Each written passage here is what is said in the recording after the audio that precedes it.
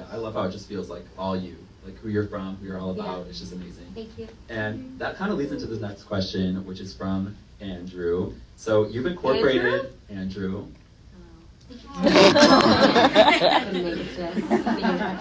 So, so you've incorporated your Cuban and Mexican roots on each of your albums in different ways. Do you think you'll ever make a full Spanish language album?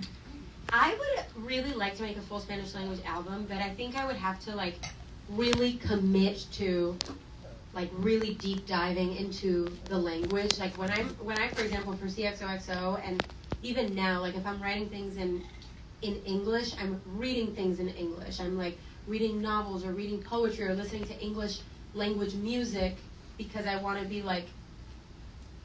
able to know my way around the language, and I don't feel like I have that ease with the Spanish language as much. So I think if I did that, I would have to like go, I don't know, like live in Mexico for a little bit, only be watching Spanish movies, like only be speaking in Spanish. I would have to like really feel like I have access to more of the language than I do right now. You know what I mean? Because I would want to feel like I have the access to like more of a vocabulary to be able to communicate my emotions. Yeah. You know? Well, so then, I mean, we have Hasta Tus Dientes. Yes, we do. Celia. We do. Love those songs. I actually wrote one song that was in Spanish. Yeah, Celia. Wrote one song that was in Spanish for this album. But then it just didn't end up making it. But yeah, I would like to, but I would just need to like fully, like just do it right, you know? Yeah, absolutely, for sure. Yeah, let's get to the next question, which is from Calvin. Calvin? Hi, Camila. I saw you at our listening party. Yes, girl, I was there. Yeah. What is the most exciting thing Span can expect from tour? Ooh. Yeah. We need a tour. I know. I need a tour. I need a tour for my own heart and soul. Don't worry, it's happening. I feel like, you know, when you settle into a tour, I think the important thing for me is like having those moments where you can have spontaneity happen too. Like there's like moments that are locked in, and then because you're so locked in, you can have moments to like, you know, be spontaneous and interact with people and play off of who's there. And, you know, that's some of my favorite moments too, like in the concert where it's like you get to, I don't know, like almost riff off of what's happening around you, like the freaking zip liner and whatever, you know what I mean? And like the wind, that's the paid actor, and whatever like the girls like bring on stage, like whatever energy happens. So I think I'm most looking forward to, like, I don't know, like really getting the energy back from people with these songs, because like I said, like I haven't really toured since Never Be the Same tour, and so much of the time when I put music out, I love the music creating process so much, and then the past few albums it's felt weird because it's felt like I put it out and then I don't really get a lot of energy back. And like what was so, and I keep telling like my team too, is like, no guys, I like need to tour because it's really healthy to be able to make something and not feel like not only you give your love into it, but like you're also getting love back.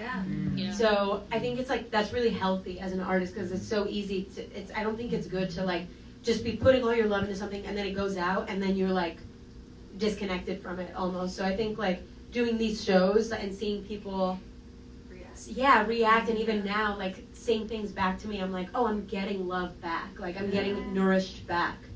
And yeah, that's honestly, honestly very selfishly, I'm looking most forward to that. But I know the question was what can fans expect, but that's what I'm hoping. The fans can expect me being very nourished by you. I love that. Yeah, you guys connected with this so well, so I really love that. I'm excited for that. And this next question we have is from Laura. Excuse me. Laura. Excuse me.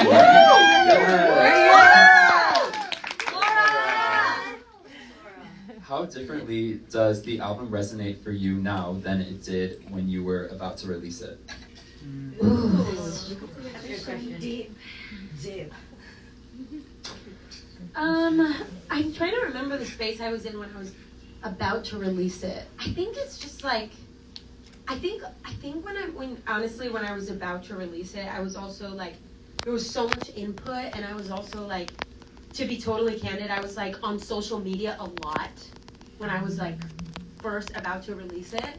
And now I feel like in a much better, healthier place where I'm like not on social media as much, and I feel more in tune with my like artistry and craft than I was at that specific time, where I feel like I was like, I don't know, like what can I do to, I don't know, like make people understand it. And I don't know, I think I was more other focused at that time. Like I went from like studio and very artistry, craft centered to like now I'm trying to find a way to almost like translate it to the world. And then I was on social media a lot, and I think that was overstimulating for me. And now, you know, with the deluxe Magic City edition, I feel like I've deleted like kind of a lot of like the apps from my phone, and I'm just like taking pictures or taking videos or, you know, reading and like, I don't know, just really connecting more to the artistry and craft behind like this music. And I don't know, I feel like I think more healthy and grounded now. And when I like see it in concert, I'm like, oh, I love these songs. Like it feels like I'm just more grounded in my love for it now, as opposed to it can feel energetically really overstimulating. And it felt overstimulating at that time. After performing, you know, you're like, okay, this is all worth it. I just feel more like I just feel like I got like my real ones with me right now. Woo! You know what I mean? Like it's like there was like so much like I'm like the blonde, overstimulating like from just like a lot of people, and now I'm like my real ones are like I love this album, I love being at the shows, like I love this music, and when the people that stick around after that first like those are your people. And I feel like that energy is so much more satisfying for me as an artist than like the like, oh my gosh, she got her hair. You know what I mean? Like that stuff it feels almost like shallow and superficial. Whereas now, like, you know, my stylist just texted me, and yeah, she was like, I was like with all these people, they're like living for you and XOXO, and like that 3 or 4 months later after the album comes out means so much more to me than like the buzz when I, you know what I mean, when I like post something crazy on Instagram. Yeah, it sticks with people. Yeah. Yeah. Basically. So our next question is from Caroline. Caroline? Where you Fuck you, Caroline! Je vais te dire, attends.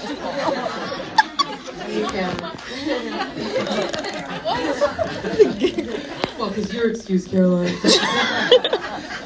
What was your favorite song to perform in this one off XOXO? Additionally, was there a song you thought fans would connect with the most in the live performance? And were there any fan reactions that surprised you after your performance? That's a really good question. I think the June Gloom reaction surprised me.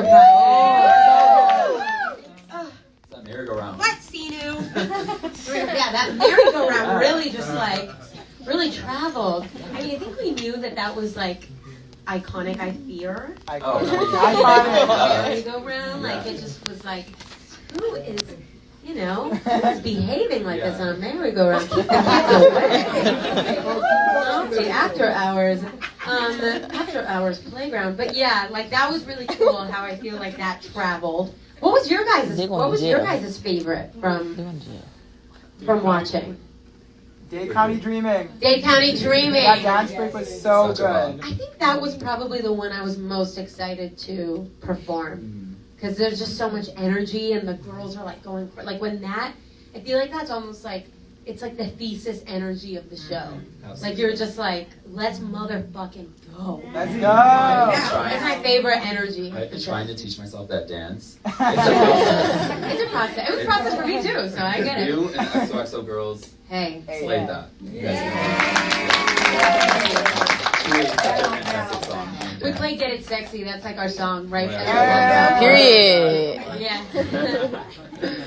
But yeah, I think Dade County Dreaming was my favorite. And then I think, June Gloom was the most surprising. Song of the century. Thank you. Yeah. Our next question here is from Natasha. Natasha, are you here? Making a lot of enemies tonight. Ooh, I like this one. What is your style guide to see XOXO live shows for what fans should wear? Oh, I love this question. Oh, okay. Well, Dom comes decked out in CXOXO. You know every time. Every time. That's why I need the Blue tour. hair.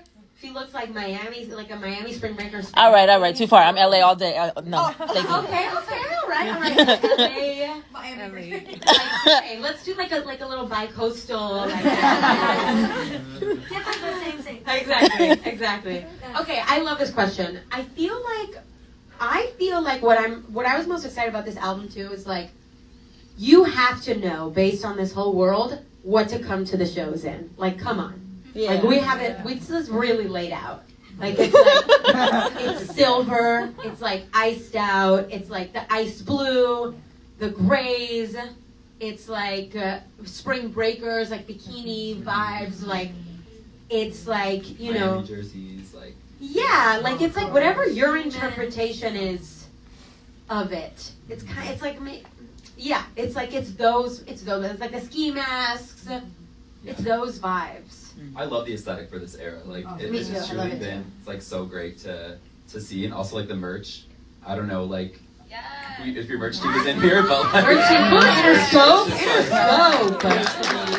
Yes, come on, Forrest. I know that was you. Yes. So good. So we can do one more question, which is from Lizzie. Lizzie, we love you all the way in the back, just all the way. You can't see her, but she's somewhere. Lots of love, Lizzie. Do you have any more advice for people in their 20-somethings? Such a cute question. Okay, that is such a cute question. I know that what I'm about to say sounds kind of shallow, but I honestly think that this is a really profound answer. I think in your 20-somethings, it's important because you feel like sometimes you can feel like shit a lot. Look your best. Honestly, I think that I have realized looking cute and trying to look your best makes you already feel 70% better. I know you're feeling depressed, anxious, whatever. Do your skincare. Have that skin, glowing like whatever, like a donut, whatever the fuck. Do your hair masks, put on a cute outfit, do a little thing that makes you feel cute, because it almost it just sends this message that you're no matter what, I am going to show up to my life. I'm going to show up to my life, and life is a gift, and I think that sends a message even to myself, no matter what is going on, it's temporary, it's going to pass. But today, I am going to show up to my life with some joy, with some joie de vivre. And I think that's very CXOXO. I mean, I think that's kind of the whole message behind Pretty When I Cry. It's yeah, this dude's going to break up with me. I'm going to go to his apartment looking like a fucking dime. Period. I'm going to go in my best dress, in my best makeup. And when I go home crying in the taxi cab, Still hot. I'm stunning. And that's how I'm gonna live my life. So yeah. I love that. I think that's a perfect way to end this. So thank you so much. Thank you for always supporting me and for getting me. Oh, I got you always. And I've I been love here you and adore since you. 2012. So. I love you, Adam. Thank you.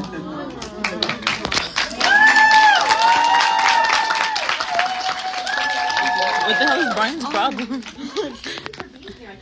Bye, y'all. Should I?